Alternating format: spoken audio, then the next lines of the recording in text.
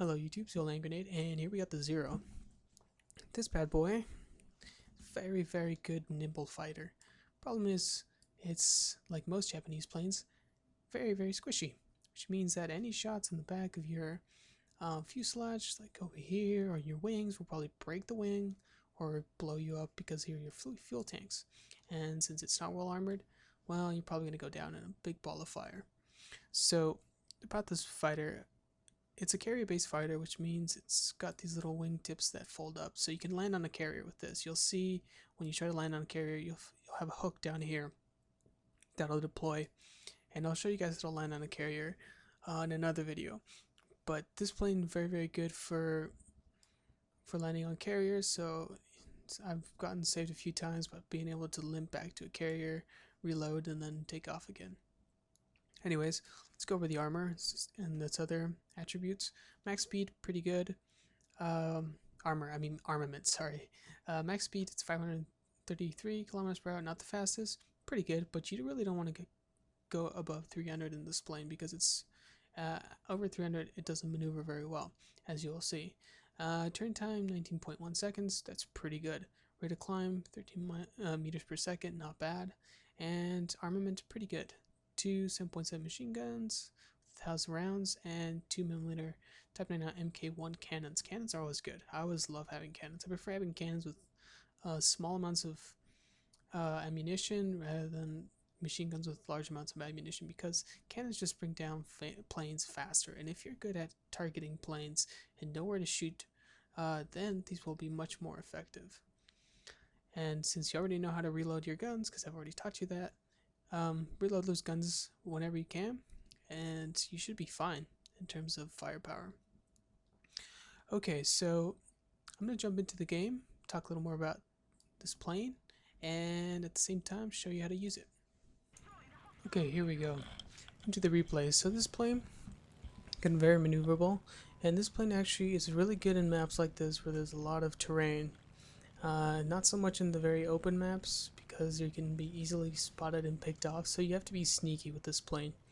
Here I'm trying a moment turn, just checking it out because I haven't really figured out if it's a good plane to do it, and yes it is.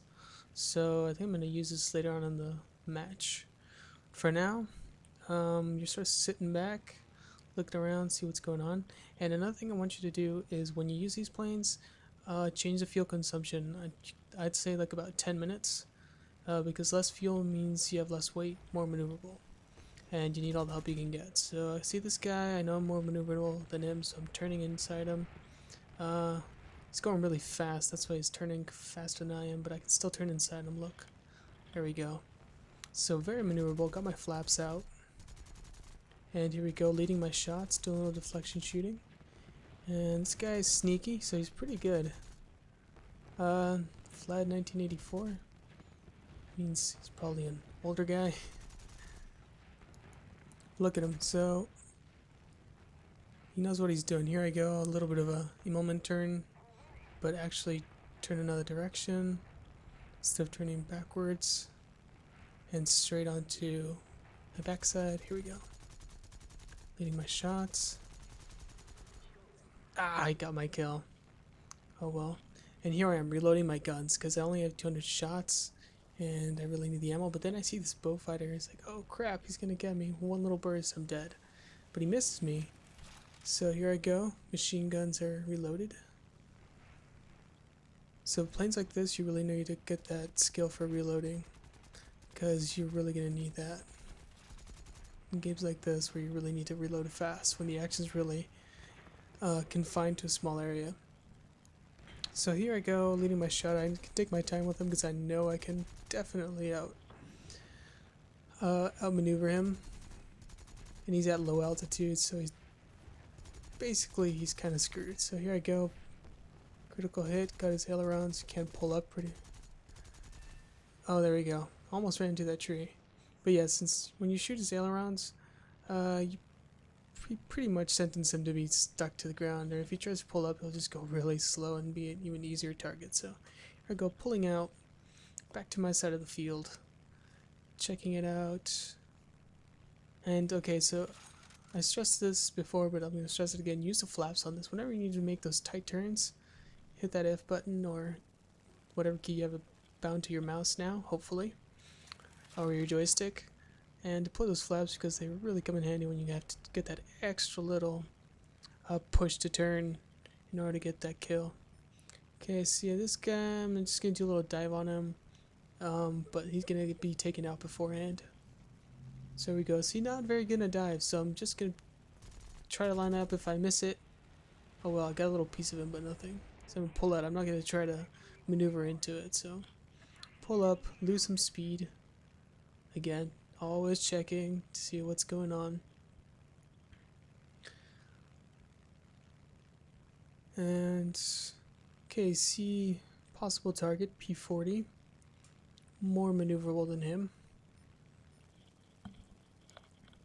But he does have greater, better armaments, so I don't want to go into a head-on engagement with him. But then, okay, here's where you can risk it. Unfortunately, it's not going to pay off for me, but, well, it is, but it isn't because I'm going to die. But, okay, here's the thing with these planes. When you gamble to go into a dogfight like this, you're basically sentencing yourself to death.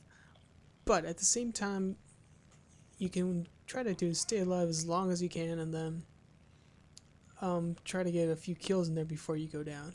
And I sometimes do that. I mean, it's fun to go into those dogfights, and I'll do that every now and then. But just know, when you start doing this, which is going to their side of the field to go get kills, be careful because you're probably not going to make it out alive. Hence me putting only 10 minutes of fuel on this thing. Okay, so here we go. Notice how it got really close? I waited to go under 400 meters to get the shot in, because I really need to make my shots count. So when you go into engagements like that, you got to make sure that the first salvo, like your first set of guns, actually take something else, because these guys cannot take a hit. So you got to make sure that when you try to get a kill, you make sure you're on target and you're gonna actually down them in your first burst. Okay, so I know this air cobra is really slow. Okay, I heard an air cobra behind me. I can hear it. I can hear that cannon of his. And here it is. He missed me. I can easily outturn him, so I can take my time to pull up again. Oh, there he is. And these guys, if you shoot them in the back side of the fuselage, they'll blow up because that's where their engine is. And you'll see right now. So there we go. And I think I'm taking this guy's wing. Yeah, very easy to take out his wing. So near here, I'm probably have 2 targets. If I run, I'm probably gonna get shot down. So I'm like, okay, well, try to do some damage and die honorably, but I'm gonna get shot right now. You'll see how squishy these guys are. There we go. One shot, fuselage is already broken, and boom, blew up. See, those guys are so squishy. So there you have it, guys. How to use and not to use that airplane. Okay, guys, what did we learn with this plane? We learned a few things. A, it's very, very susceptible to getting shot down if you're isolated and get someone on your tail. B, you have to keep this plane behind that invisible line I told you guys about. In this case, it was really well shown by the place where all the dogfighting was occurring. So that little valley was where all the dogfighting was going on, and that's like no man's land. That's where you go to die, basically, if you're this plane. You can do that. I mean, I don't mind going in there and getting a few kills and then dying myself and then hopping into another plane. You can do that instead of just waiting on your side for slower bombers and stuff like that. Oh, that said, I wouldn't go for bombers. Anything with a waist gunner, be very, very careful with this plane, because you can still take a lot of damage from a waist gunner from a lucky shot. So this plane can take hits, remember that. So even if you think, oh, it's a slow bomber, no, I've gotten shot down by bombers in this thing many, many a times, especially if you sit on its tail. So I'm gonna upload some more videos on tactics. One's gonna be the yo-yo, and the other one's gonna be a barrel attack, and those could be used to take out bombers quickly and efficiently. But you have to be very, very careful with this plane. So you usually want to go against air cobras, yaks, all the series of yaks, P40s. You can outturn let's see, what are the planes? Any German fast planes, any Bf 109s that are down on your level and are trying to turn into you or trying to dogfight at lower altitudes, you can take him on easily. So you're basically the guy that's going to stick on your tail and basically shoot you down. You can't outmaneuver this plane unless you got a more nimble fighter. So for those big Russian planes or those fast German planes, you're probably going to have the advantage if you're able to get behind them.